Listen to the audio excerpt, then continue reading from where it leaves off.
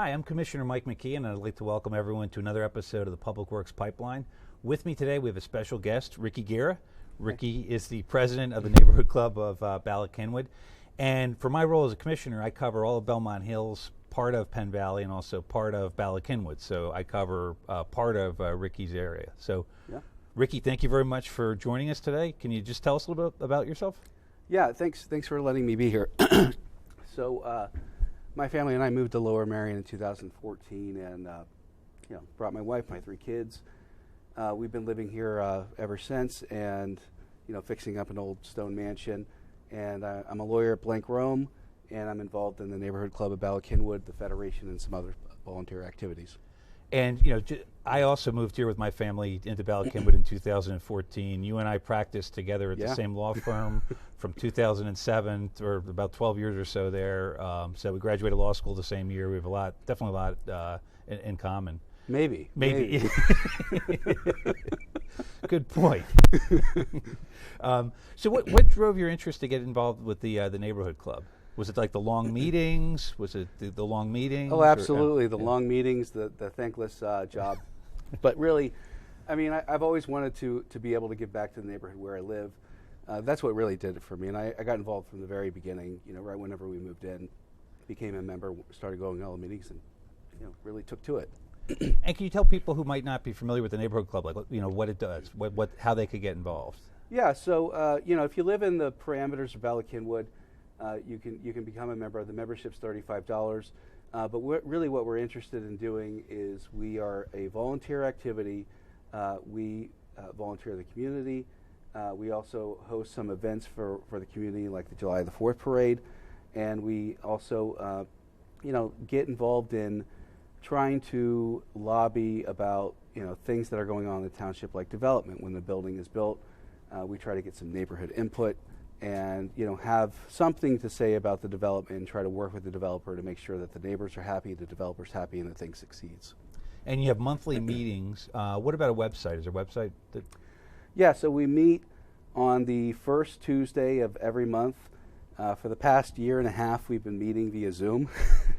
But I don't know if that'll change anytime soon. But we do have a website. It is balacynwyd.org. So if you go on any kind of search engine, you'll be able to find it. We have a Facebook page. If you do a search on Facebook for Neighborhood Club of Bala, Cynwyd, you can reach us there.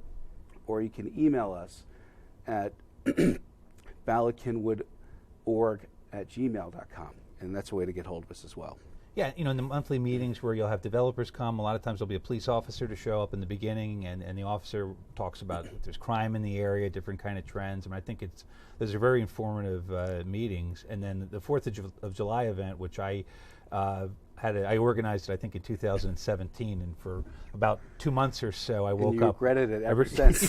I woke up with a headache for the 2 months that led up to the event. Like, oh God, what don't we have yet? Do we have the clowns? Do we have the juggler? But it's a great event for the community. It's gone on for more than 100 years, and you guys were able to put it on again this past year. We'll talk about it a little more later on, but I think it's amazing to have that go on for more than 100 years. Yeah, and it was hard to continue during the pandemic, but last year we did a variation of that. We went through the neighborhood and different streets, a longer stretch, just going through the fire truck. The first responders kind of went through the neighborhood, and it was a nice thing, but it was good to get back to the normal thing just this past summer. And one of the things that you're involved in as a member of the neighborhood club, you also correspond with the Federation. You're one of the Federation representatives, right? Yeah, so I've been a delegate for the Federation, for a while, but people may not know what the Federation is. Yeah, I was going to say, some people think there's Vulcans and Romulans in there. Can you explain what the Federation is? Yeah, so every civic in the township, there's probably about 15 or 16. They send a delegate to go to the Federation meetings every month. And these delegates, we all meet, and we talk about what's going on in our civics. But the other purpose is because there are sometimes things in the township that are township-wide issues, kind of like the noise ordinance. Whenever we didn't have a noise ordinance, Federation took a position on that, got everybody's input, and then we came up with a proposal. Yeah, and that's, I think, when you have the federation together with all the civics basically in the township coming together to vote on something, I think that could be really powerful. What, in terms of meetings, if someone wanted to get involved with the federation or keep up with them, what should they do? Well, we meet on the second Monday of every month, and if if you want to get involved, you can send me an email at the same address I gave for the neighborhood club, because I'm the president of the federation as well, and we'll set you up. But we don't have a website. We are on the Facebook pages, but it's a very kind of a loose organization right now, and I'm hoping to get us a little bit more publication in the future. Right, so you're the president of the federation, and you're the president of the neighborhood club of Ballot Kenwood, but you're the outgoing president at this point. Yeah, right? They'll kick me out in about 3 months. Okay. Do you know who the successor is going to be, or we'll find out in September. Okay, that's when the red smoke goes up in the air, and then a new name is announced. Or? Yeah, and then it becomes white smoke, and just like the Vatican. Right, so September. Okay, well that's right around the corner. Want to talk a little trash with you too. So this is the Public Works pipeline. How's the new recycling going in Bala? I think it's going well. I think some people need to be educated on the schedule, and I believe it's on the township website. But the other thing is that we've been trying to educate all of our neighbors about those little trash bags you get at Walmart or Giant, to not put those in the plastic recycling bin. Just put them in your regular trash, because we've heard from the township many times that those things kind of gum up the works whenever they're trying to do the trash recycling method. Yeah, LMTV has a video, which I'm sure you've Yeah. probably seen thousands of times, that it shows these plastic bags, and once they get in the machines on the rollers, and there's guys using it looks like a hammer or something like that to try to get them out, so they can cause a lot of delays. I mean, it's a real mess. So please, sometimes people may they have 15 bottles that they're taking out to the trash in a plastic bag. Don't also put the plastic bag in the trash. Take that back into the house. And one of the other issues we have while we're on the topic is with plastics. I mean, that's getting very tough to get rid of the plastics. They're stuck in landfills, a lot of them. So if you can just reduce your use of single-use plastics, I think that helps everyone out a lot. The paper recycling market is still pretty healthy, so we're able to do that easily. But the plastic water bottles, if you can use your own water bottle rather than coming in and buying lots of them, and just an endless parade of them into the trash cans, not healthy for anybody. Yeah, So- well, I know my family took the township on their composting program, and it's cut us down by a bag at least, just to put the stuff in the compost bin, and and we could use it for soil in the spring, so it works. Oh, that's Certainly amazing. does. Yeah, so you're actually doing the outdoor the backyard yeah. composting. Yeah. It stinks, but you can use it for your plants. And I'll say this too: if you have any questions for refuse, you can call the Public Works Division at 610-667-1952. Yeah, Ricky, don't lose that number. it's up here. Okay, you don't want to call anybody else. All right. So also, how about when we talk about Parks and Rec in the township, it looks like the neighborhood club has gotten involved with the township about Vassar Island, right? Can you tell us about that? Yeah. So we had a few neighbors that were concerned about just the upkeep of the island, and they came to the neighborhood club and they asked us if there was anything we could do about it. So we looked into the issue. We contacted Parks and Rec, and I learned through that process that if you're a civic, you can get up to $250 a year to beautify an island. And my interest was making sure that we had neighbors that were going to be dedicated to taking care of it and submitting receipts. So we signed an agreement with the township, and now we have 4 neighbors around Vassar Island that are dedicated to taking care of it, putting the plants there. They give us a receipt, we reimburse them, and they have up to $250 a year to make sure that the island outside of their house is nice and beautiful, which I think is a great program, and more people should really take advantage of it. Yeah, no, I was really happy that the neighborhood club was able to get involved in that. And so that road, it's Vassar, comes off of Belmont, and there's a traffic circle there, and then it turns into East Dartmouth, and that's part of the College Park area, Ballot Kenwood. But there's some other civics, I know definitely the Penn Valley Civic, that have adopted other traffic islands in the township, and it's a nice way where you can get some control about how you want one of these things to look, and you can plant flowers, other things like that, and just make the neighborhood look nicer. So it's great, and I'd encourage the civics to get involved, because there are some other circles that can be taken over. They can come by my house if they want. I mean, you're more than welcome. Now you're also getting involved. The neighborhood club's getting involved with Ballot Park too. Yeah. So we've done a few things with Parks and Rec, but one of the other things is I didn't know this, but apparently a long time ago we were involved in cleaning up the Cynwyd Park, and through another program through the township, we can clean the park 4 times a year. We can partner with another group, which I'm looking into, but it's a nice way to kind of clean up our neighborhood and make it look a little bit more beautiful and do some volunteer work in the process. So I think it's a win-win-win. Yeah, absolutely. And Ballot Park, that's also where the 4th of July event's held every year. So that's kind of the home base a little bit, right, for the neighborhood club? Yeah, we got to keep that thing looking good. But I mean, the other project we have is the pavilion, which is going in there. So, we wanted to make sure that we had a pavilion for the July the 4th. We've been looking into it for many years, and eventually we decided to do a fundraiser. And we went to our commissioners, and our commissioners agreed that if we raised a certain amount of money, they would match. And it was a very successful program. I think we raised over $15,000. We got put on the schedule, for this year. And I think we're next up to get a pavilion there so we can have somewhere to stand besides, this rickety cardboard for our July the 4th event. But it should be a really nice thing for the community, something where not only we can do our events there, but also, the Boy Scouts, Girl Scouts, anybody that really uses the park can use it for their enjoyment. Right. Is there an estimated how much longer do you think it'll take until that pavilion is set up? Oh, I honestly I don't know. I mean, I know there's a shortage of lumber everywhere, and I think that's kind of what's holding us up. But I know that we are next on the township list as far as where the work crew is going to go. Great. So I believe the material's in. We just need the work crew to set it up, and once we do, we'll have a dedication with the commissioners. And invite all the neighbors to come and maybe watch a movie outside. That's one of the thoughts I had. All right, well, we're up for our first time slot here, so we're going to have to take a break, but please stick around, and we'll be back with segment 2 shortly. All right.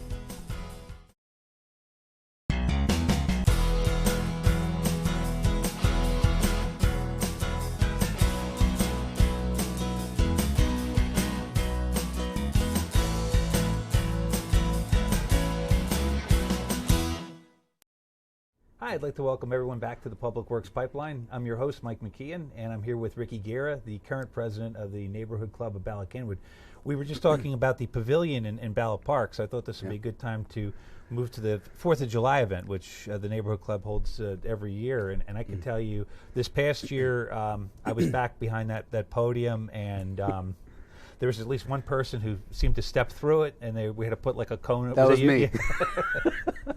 No lawsuit at all, or no? Okay. I'm not going to sue the club. All right, that's good. But take us through what happened this year for the 4th of July parade. How was that at the event? How was it done? So I just want to say it was a remarkable success, and I think the neighborhood had been really wanting this to happen, where we have a nice outdoor activity with all the events that we usually have.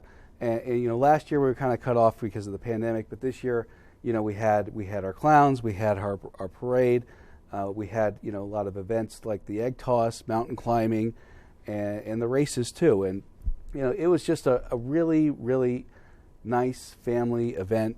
Good weather, lots of fun. A band there. Just your perfect piece of Americana. Really was. And I thought you did a great job driving too. I had the privilege. I was riding shotgun with you in the parade, and there were no incidents. Nobody was hit. Which was speak for yourself.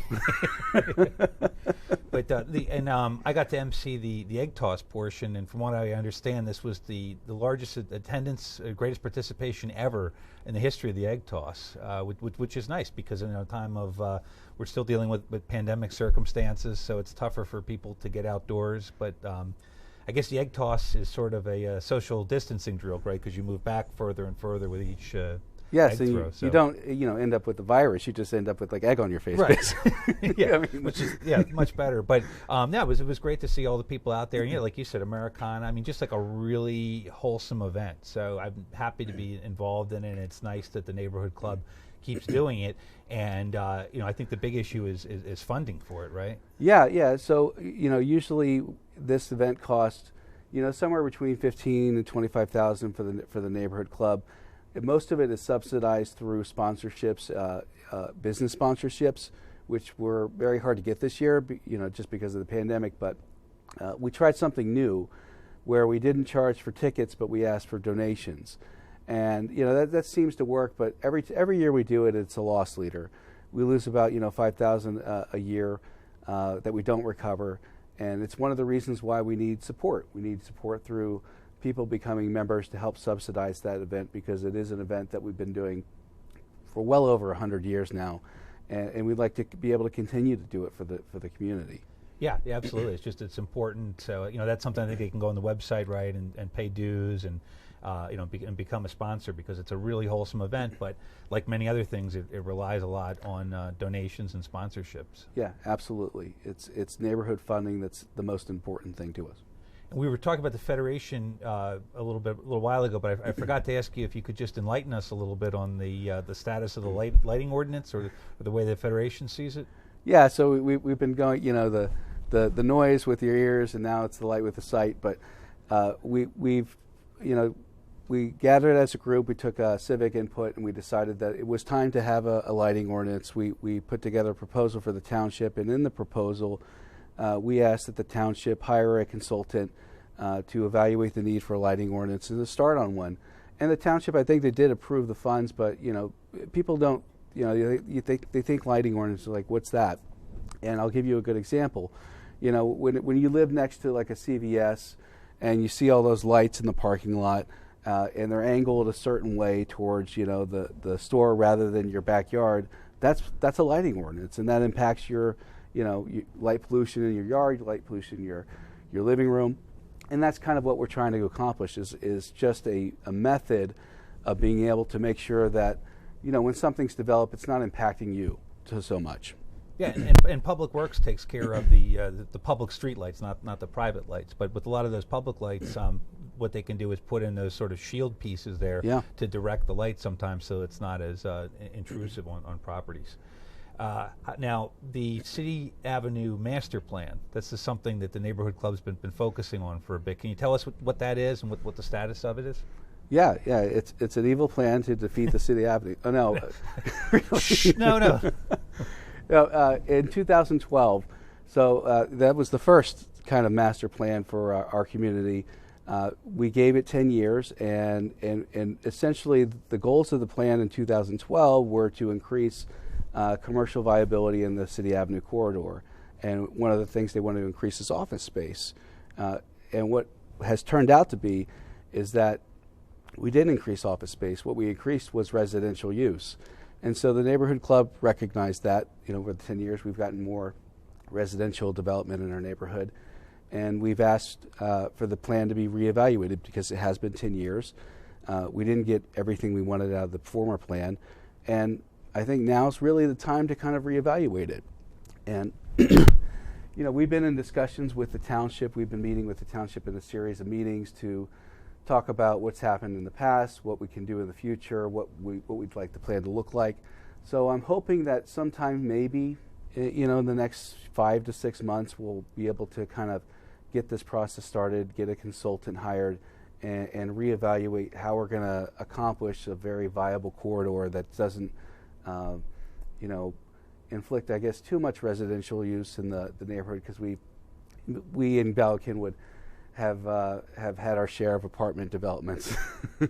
Yeah, and going back to what you said, 2012, that's when the City Avenue ordinance was passed, and what that did is it essentially loosened up the zoning and gave developers different kind of options. I think the idea, the hope was that a lot of commercial would come in, more businesses, office parks, that kind of thing.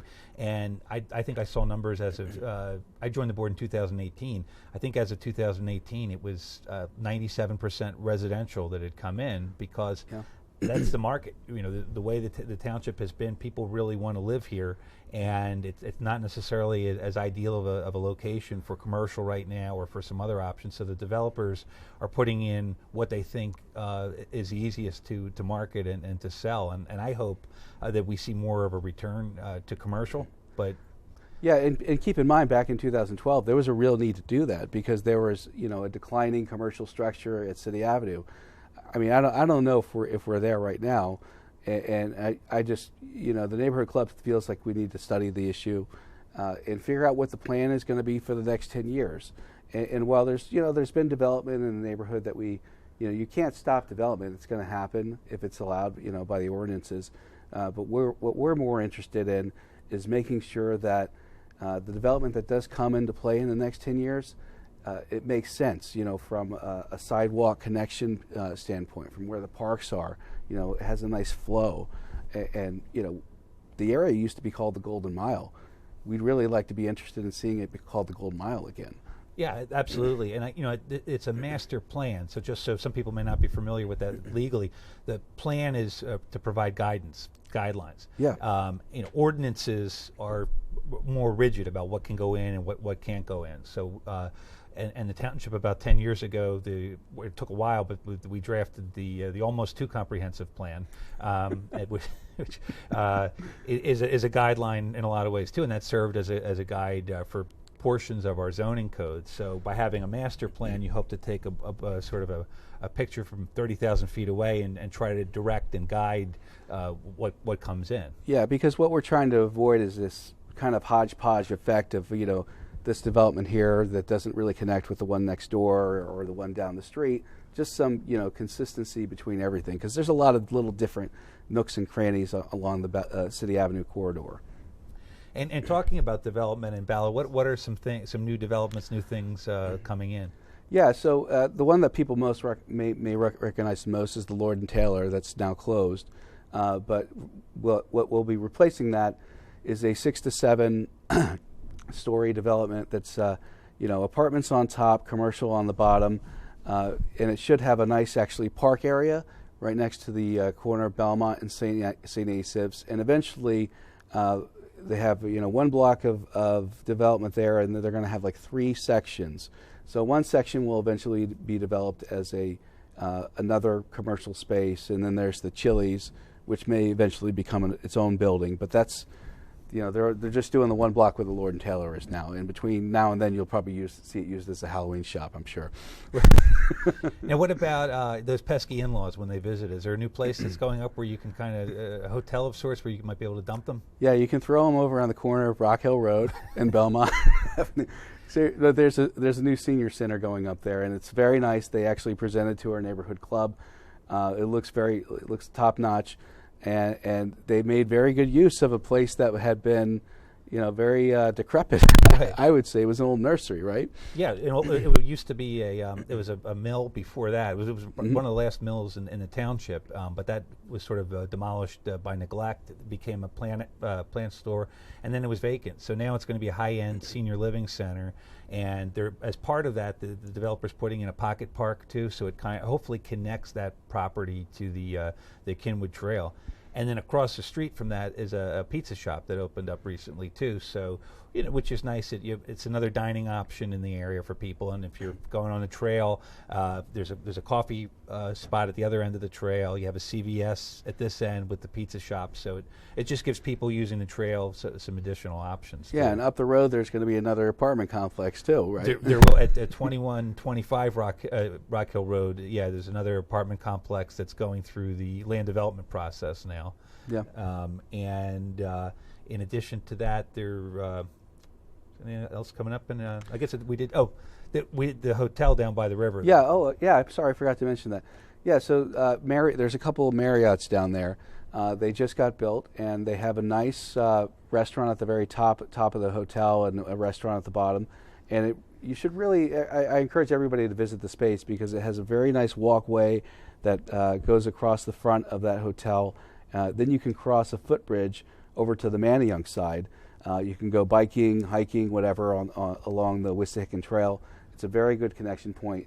And actually, the neighborhood club has been trying to, organize through one of the realtors there, Penn, a farmer's market. We've been trying to talk about maybe having a farmer's market there sometime during the week, and I think it'd be a really good spot for it. Yeah, that looks like an excellent location. So that's actually all the time we have for today. But thank you very much, Ricky, for coming out and talking Bala Cynwyd with us. Yeah, today. no problem. Thanks, And, Mike. thank you, everyone, for watching.